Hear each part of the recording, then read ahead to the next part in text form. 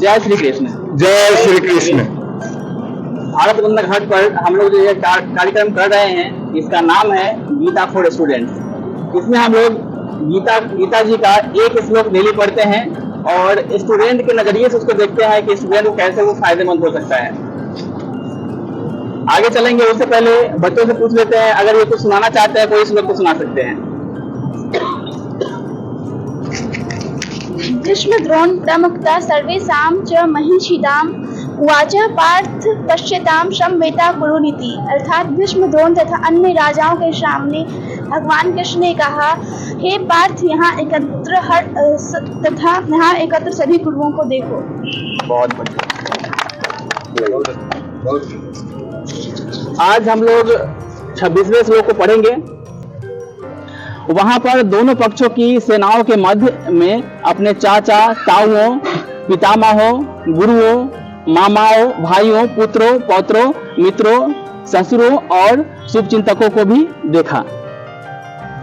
वहां पर जैसे ही श्री कृष्ण बोले कि देखो, अर्जुन क्या देखे, वहां पे जितने भी उनके रिलेटिव्स थे विपक्ष में, वो सभी को देखें। तो जैसे कि जो कंपटीशन की तैयारी करते हैं, तो वो हर चीज, जो अच्छे स्टूडेंट होते हैं वो हर चीज छोड़ देते हैं, ना कहीं रिलेटिव में जाते हैं और ना ही कोई दोस्त मित्र किसी से मतलब होता है। ये सब क्या करते हैं, उनके लिए एक बाधा के रूप में उत्पन्न करते हैं। अगर हम घूमते ही रह जाएं, जो आकर्षित कर रहा है उसी में पड़ जाए, तो वो क्या करेगा, हमें आगे बढ़ने से रोकेगा। कल हम लोगों ने बात किया था कि हम सभी को अपने आप को अर्जुन समझना चाहिए, और शिक्षक को, छात्रों के विषय में ये बात हो रही थी कि शिक्षक को कृष्ण के रूप में देखना चाहिए। जैसे अर्जुन रूपी छात्र को कृष्ण रूपी शिक्षक ने निर्देश दे देकर उनके भ्रम दूर करने का प्रयास करने की चेष्टा उन्होंने किया, उसी रूप में हम लोग को अपने आप को अर्जुन और शिक्षक को कृष्ण समझना चाहिए।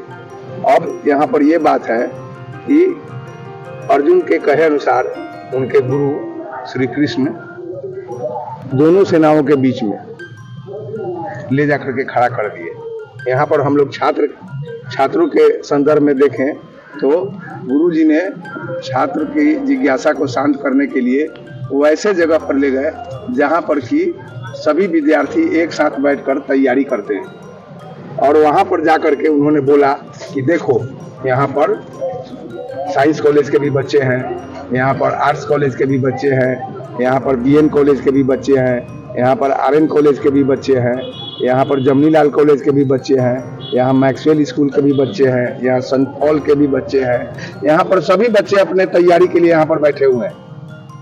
अब तुम यहाँ पर गौर से देखो कि यहाँ पर सारे जगहों के बच्चे हैं, जो जिसके विषय में तुम बराबर सुना करते थे कि ये बहुत, यहाँ के बच्चे बहुत इंटेलिजेंट होते हैं, फिर यहाँ के बच्चे बहुत इंटेलिजेंट होते हैं, फिर यहाँ के बच्चे बहुत इंटेलिजेंट होते हैं, हेरिटेज के बच्चे हैं, सभी जो है जो कि यहाँ पर उपस्थित है।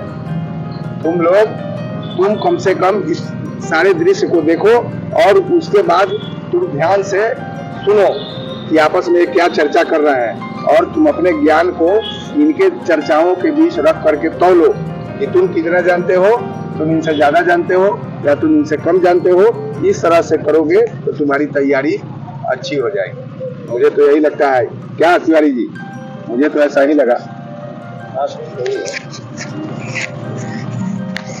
संदर्भ गीता जी में सत्य और असत्य के प्रति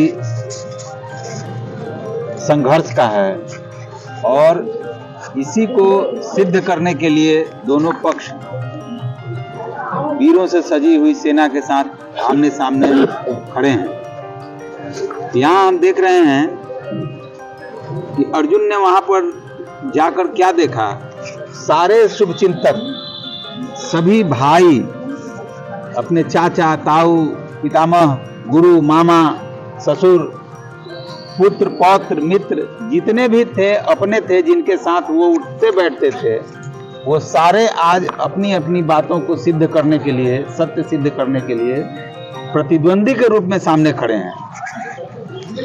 माया मोह से ग्रसित होकर प्रतिद्वंदिता नहीं की जा सकती है। प्रश्नों को बड़ी निष्ठुरता से हल करना होगा, और उसकी प्रतिद्वंदिता हमारे अपने मित्रों के साथ होनी है, तो हमें उनका पूरा अवलोकन करना है। और जब युद्ध होगा तो वहाँ सैद्धांतिक नहीं, सिद्धांत के साथ व्यवहार का युद्ध है। तो प्रश्न को हल करने में भी हम किसी से मित्रता नहीं बरतेंगे, बल्कि उसको अपने लाभ के लिए और अपने आप को योग्य सिद्ध करने के लिए सभी माया से दूर होकर और युद्धरत हो जाएंगे हम लोग।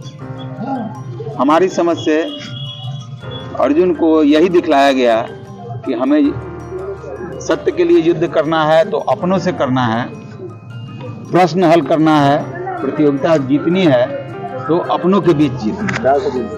आपको कृष्ण का कहना था कि जैसा कि मेरे समझ में आ रहा है कि कृष्ण जी का कहना था कि ये इस युद्ध क्षेत्र में आप आए हैं, उनको ज्ञान दिलाने के लिए वो आए हैं कि ये देख लो कि यह युद्ध क्षेत्र है और इसमें प्रतिद्वंदी के रूप में हमारे जितने भी सगे संबंधी है वही खड़ा है, इसलिए तुम इसको वहाँ पर भूल जाओ। जब वो तुम्हारे अगेंस्ट में वो लड़ रहे हैं तो तुम ये देखोगे कि हमारे ये दादा है, चाचा है, तो तुम युद्ध नहीं कर पाओगे। इसलिए यहाँ पर इस चीज को भुला जाओ, क्योंकि तुम्हारे प्रतिद्वंदी वहाँ खड़े हैं, तुम्हारे अगेंस्ट में वहाँ पर सभी खड़े हैं जो आपके अपने हैं, जिनके साथ आप हंसते थे, जिनके साथ हंसते थे, खाते थे, खेलते थे, और वही आज आपके प्रतिद्वंदी के रूप में खड़े हैं। तो जब वो ऐसा कर सकते हैं तो आप यहाँ पर इस चीज को भुला जाइए, यही संबोधन। हमको तो लगता है कि छात्रों को, जैसा कि अभी तिवारी जी ने कहा, कि छात्र भी इस संदर्भ में देखें कि जैसे उनको लेकर देखने के लिए कि आप देखो ये सभी अपने हैं लेकिन तुमको इनसे ही युद्ध करना है, तो छात्र इसको इस रूप में भी ले सकते हैं। बहुत बार ऐसा देखा गया है कि परीक्षा हॉल में छात्र अपने दोस्तों को दोस्ती निभाने के क्रम में अपना समय बर्बाद करके, सभी छात्रों का के लिए एक ही समय होता है, 2 घंटा 2.5 घंटा जो भी है, 3 घंटा, सभी को के लिए एक ही समय होता है और एक ही प्रश्न होता है। और उस समय अपना समय बर्बाद कर बच्चे अपने मित्रों को अपनी मित्रता निभाने के लिए उनको बताने के फेरा में, और बाद में देखा जाता है कि उनका अपना 2 प्रश्न छूट गया। तो परीक्षा हॉल में जब जाए तो कौन क्या है, कौन मेरा दोस्त है, वो सब परीक्षा हॉल के बाहर, यहाँ सब जो है सो की प्रतियोगी है, सब हमारे प्रतिद्वंदी है, परीक्षा में बैठे हुए हैं, सब हमसे ज्यादा नंबर लाने के होड़ में लगे हुए हैं। हमको भी ज्यादा नंबर लाने के होड़ में रहना चाहिए, हमें और के लिए हमको जो है सो की इस बात को ध्यान में रखकर हमको अपना प्रश्न हल करना चाहिए। उस समय हमको भूल जाना चाहिए कि ये हमारे भाई बैठे परीक्षा दे रहे हैं, ये हमारे बहुत जिगरी दोस्त हैं, ये हमारे मामा के लड़के हैं और ये सब परीक्षा दे रहे हैं, इनको हमको बताना चाहिए। और ये हमसे पूछ रहे थे, इनको हो सकता है कि बताने के क्रम में आप टिकट हो जाइए, तो आपको ये सब ध्यान देना है कि हमको दूसरे के चक्कर में नहीं रहना है। हमको ध्यान से केवल मेरा संबंध प्रश्न पत्र और स्वतः से होना चाहिए, क्या प्रश्न में लिखा हुआ है, इसका क्या उत्तर होना चाहिए, इस पर ध्यान केंद्रित होना चाहिए। मुझे तो यह भी लगता है तात्कालिक निर्णय आपको उस समय लेना है कि लक्ष्य भेदने के लिए माया मोह। आपको भाई जी, आपको भी कुछ कहना है, आप भी बोलिए। पूरे गीता में एक बात की प्रधानता है कि कर्म को ज्यादा प्रधान माना गया है इसमें, और सही और गलत 2 चीज में विभेद किया गया है। जिस कार्य के लिए आप करते चल रहे हैं, करने के लिए तत्पर हैं या चल रहे हैं, और विपक्ष में आपके कोई भी खड़े हों और आपको लगे कि मेरा कार्य सही है, तो अपने कर्म पर ही ध्यान दीजिए, इधर उधर ध्यान नहीं देना है, और कार्य आपका सफल होगा तभी आप आगे बढ़ेंगे। पूरे जगत में सबसे प्रिय, अगर शरीर के बाद, मनुष्य का सबसे बड़ा चीज ये है कि शरीर के बाद सबसे प्रिय चीज अगर कोई है तो उसका अपना कर्म है। कर्म ही उसे आगे ले जाएगा, कर्म ही उसे अच्छा बुरा बनाने में हिस्सेदारी लेता है। क्या बहुत बढ़िया। इस पूरे युद्ध को धर्म युद्ध कहा गया है। इसका मतलब जो हमारे लिए फायदेमंद है, जो हम अगर धर्म की तरफ हैं तो उसके लिए कुछ भी करना हो वो हम करेंगे। उसी तरह स्टूडेंट को देखें तो जो हमारा लक्ष्य है उसके लिए हम तत्पर रहेंगे। उसके लिए जो भी करना हो वो हम करेंगे, हर चीज को छोड़ना हो तो हम छोड़ेंगे।